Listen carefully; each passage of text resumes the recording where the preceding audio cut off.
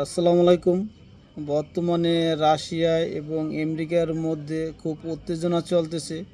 হয়তো যে কোনো সময় যে কোনো কিছুই ঘটে যেতে পারে, কারণ বেশ কিছুদিন যাবৎ ডোনাল্ড ট্রাম্প রাশিয়াকে হুমকি দিতেছে এবং তাদেরকে 10 দিন সময় দিয়েছে। সেই প্রেক্ষিতে রাশিয়ার সাবেক প্রধানমন্ত্রী দিমিত্রি মেদভেদেভ তিনি একটি বক্তব্য দেন যে আমেরিকা যদি পরমাণু দিয়ে তাদের আক্রমণ করে, তারা তাদের পরমাণুর জবাব তারা পরমাণু দিয়েই দেবে। আর বর্তমানে রাশিয়ার নিরাপত্তা পরিষদের প্রধান চেয়ারম্যান এই সাবেক প্রধানমন্ত্রী দিমিত্রি মেদভেদেভ তিনি এই জবাব দেন। আর বর্তমানে পুতিন খুব নীরব রয়েছে, কারণ পুতিন অনেক ঠান্ডা প্রকৃতির লোক। তিনি হয়তো কথা তিনি কাজে বেশি করেই দেখায়।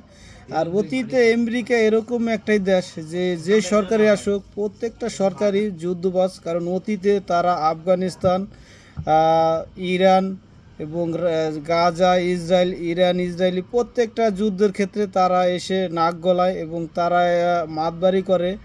কারণ হয়তো কিছুদিন যাবৎ আমেরিকা হয়তো পরাশক্তিতে একটু হয়তো দুর্বল হয়েছে। সেই দুর্বলতা ফিরিয়ে আনতেই হয়তো ডোনাল্ড ট্রাম্প সারা পৃথিবীতে বর্তমানে একটু জোর খাটাচ্ছে। বিশেষ করে শুল্ক খাতে বর্তমানে সারা পৃথিবীতে একটা উত্তেজনা।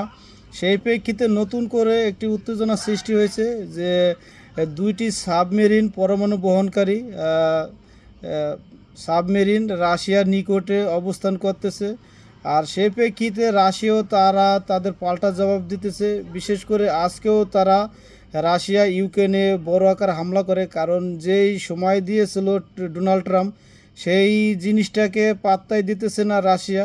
আর এই যুদ্ধ যদি হয়তো লেগে যায় তাহলে সারা পৃথিবীতে হয়তো একটা তৃতীয় বিশ্বযুদ্ধ লেগে যেতে পারে। কারণ এই 2025 সাল নিয়ে 2025 সালের শেষের দিকে হয়তো তৃতীয় বিশ্বযুদ্ধ লাগতে পারে, এরকম একটা ভবিষ্যৎবাণী করছিল বাবা ভাঙা। হয়তো যদি এই পরমাণু যুদ্ধ যদি লেগেই যায় তাহলে তো সারা পৃথিবীতে যুদ্ধ লেগে যাবে।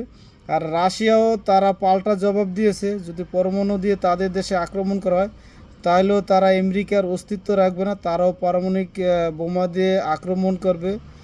হয়তো পৃথিবী কোন দিকে যাবে হয়তো 2025 সালের শেষের দিকেই বোঝা যাবে।